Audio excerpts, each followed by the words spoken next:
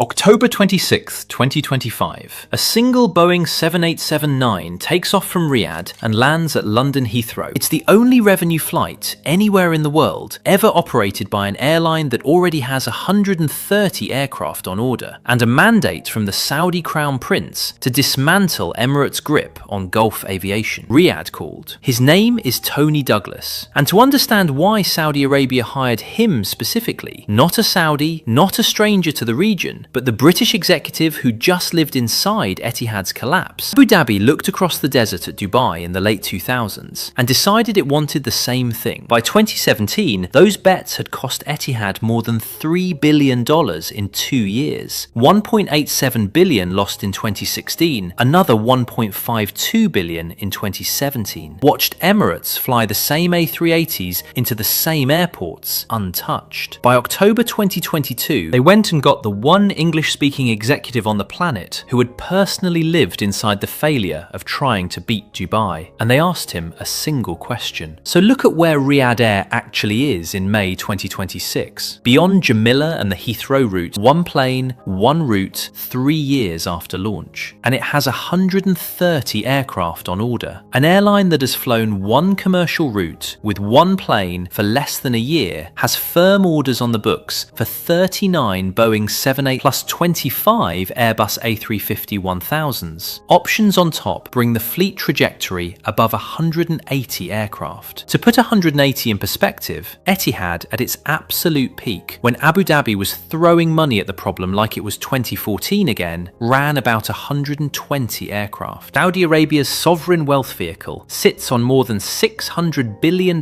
in assets. He said, "Bring it on." His argument is that Saudi Arabia has so much inbound demand for its own Vision 2030, the Red Sea resorts, religious tourism, that Riyadh Air will be too busy serving its home market to bother stealing transit passengers from Dubai. That's the bet Emirates is making. Tim Clark thinks Riyadh Air ends up serving inbound NEOM construction workers and Hajj pilgrims, instead of luring premium transit traffic away from Dubai. He said, "The population of the city of Riyadh alone is 3.5 times more than the whole population of Qatar. So at the moment, I think the number one flow on Qatar Airways, on premium, i.e. business or first, is Saudi passport holders. So wealthy Saudis fly Qatar Airways through Doha, or Emirates through Dubai, on Qatar's metal, on Emirates metal, filling Tim Clark's books with high margin yields that by any logic of national interest were always supposed to belong to Saudi Arabia. Riyadh Air exists to take that traffic back. Specifically, Saudis flying through Dubai on their way to London, Paris. Etihad tried to compete on volume, stitching together a global alliance of broken carriers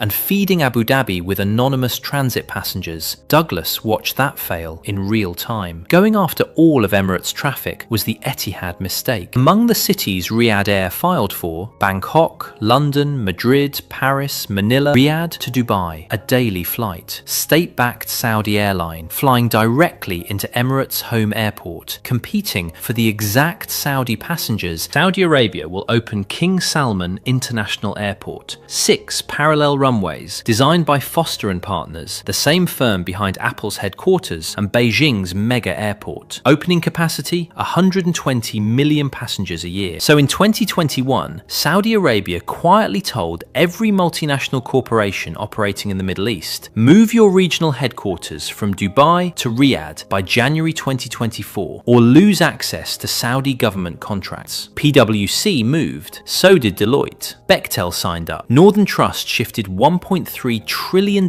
in assets under management to Riyadh. By early 2026, more than 540 had already relocated. High-yield Saudi premium passengers. And while it does that, the Saudi government is moving the corporate headquarters that generate those passengers out of Dubai entirely. Emirates greenlit its total migration to Dubai World Central, a new mega airport with a planned 260 million passenger capacity. Dubai had a 40-year head start on that pitch. Layover in Riyadh versus layover in Dubai is not, today, a fight Riyadh wins. And Douglas is 62 years old, running a 15-year project. The math on him personally finishing this is not great, but the airport gets built whether he's there or not. The headquarters keep relocating whether he's there or not. The 130 aircraft show up regardless. PIF doesn't get tired. The man who watched Etihad fail now has unlimited time and unlimited money behind him.